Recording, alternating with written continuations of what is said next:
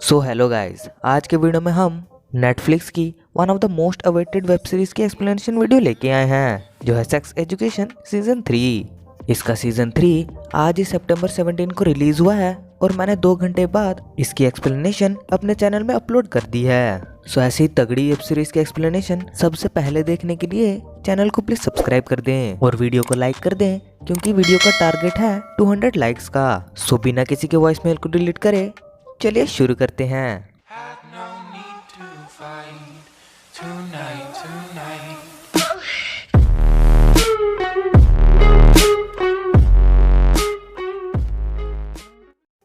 Episode 1 की शुरुआत में हमें सभी कैरेक्टर्स को दिखाया जाता है जो कि अपना समर वेकेशन अलग अलग टाइप से एंजॉय कर रहे होते हैं। फिर सीन शिफ्ट होता है और हमें एरिक और एडम दिखाए जाते हैं जो अभी भी रिलेशनशिप में होते हैं। उन दोनों को देखने के बाद हमें ये पता चलता है वो दोनों अभी भी रिलेशनशिप में हैं और बहुत खुश हैं। फिर हमें एडम की मॉम दिखाई जाती हैं जब मिस्टर ग्रॉफ के साथ नहीं है और किसी के साथ हैं। फिर हमें ओला और लिली दिखाए जाते हैं जो अभी भी रिलेशनशिप में होते हैं।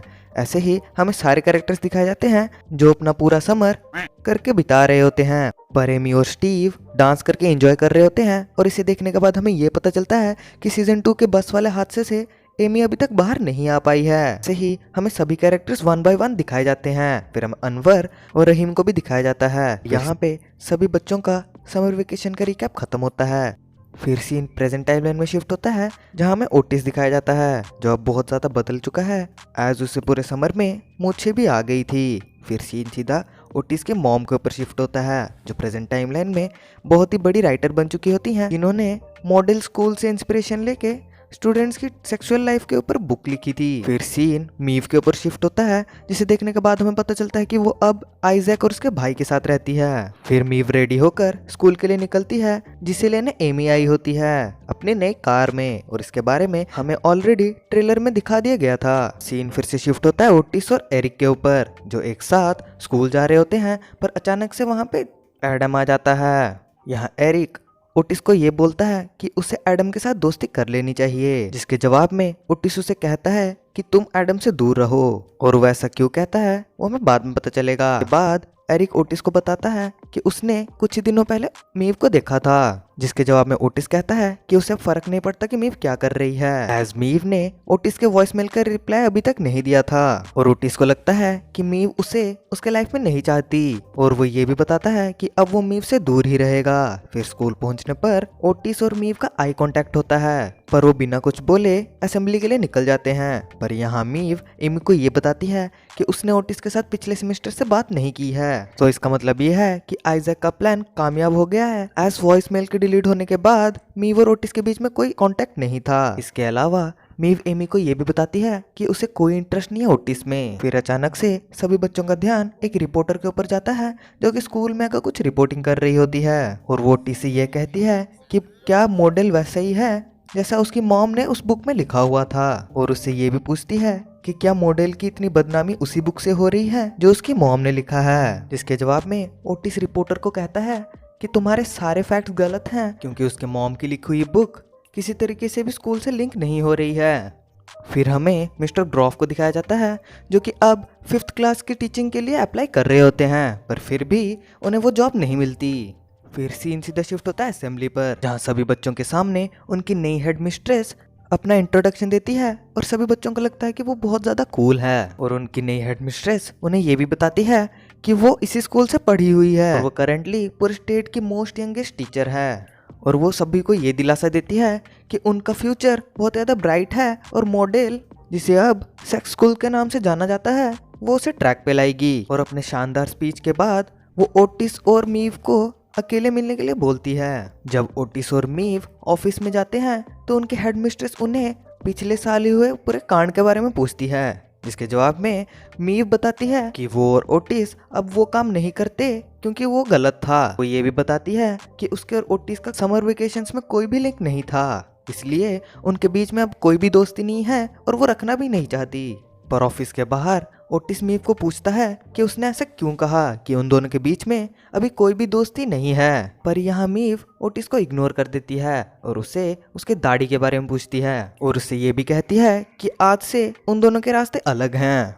यहाँ ओटिस को किसी का मैसेज आता है जो उसे बाथरूम में बुला रहा होता है। पर सीन शिफ्ट होने के बाद हमें पता चलता है कि वो रूबी है और इस फैक्ट को मैंने अपने ट्रेलर ब्रेकडाउन वाले वीडियो में पहले ही कवर कर लिया था।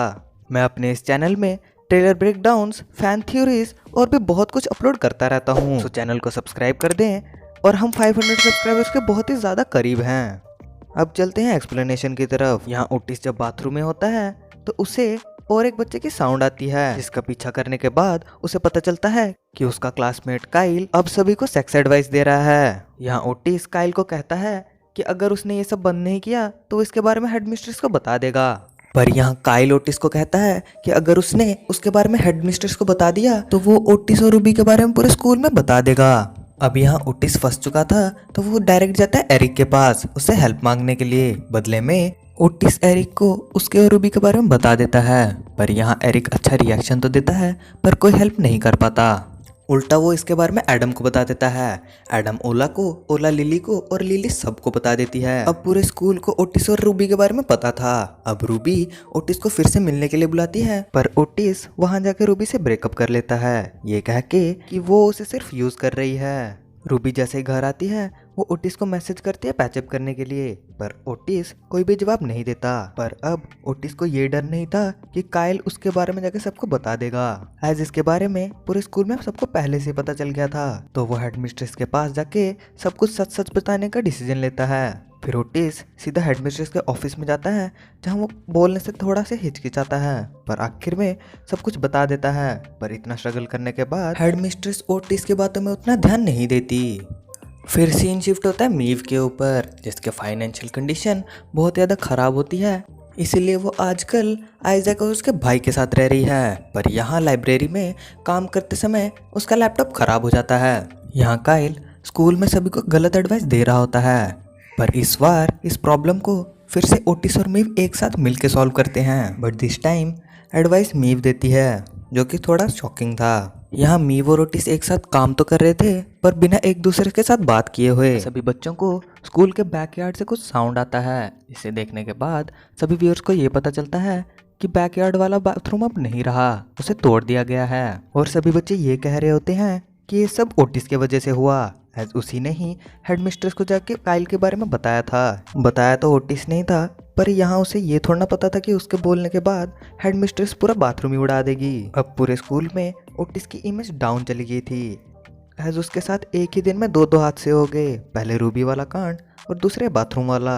खैर ऐसे ही कांड चलते रहते हैं, पर थोड़ी देर बाद क्लासेस ख़त्म हो जाती हैं। क्लास ख़त्म होने के बाद रूबी ओटिस के पास आती है और उसे पैचअप करने के लिए बोलती है, एज अब सभी को उन दोनों के बारे में पता था और छुपाने के लिए कुछ बचा भी नहीं था, इसीलिए ओटिस रूबी के साथ पैचअप कर लेता है और एपिसोड 1 यहाँ पे एंड हो जाता है। एपिसोड 2 के एक्सप्लेनेशन के लिए लेफ्ट वाली वीडियो पे क्लिक करें। Thank you.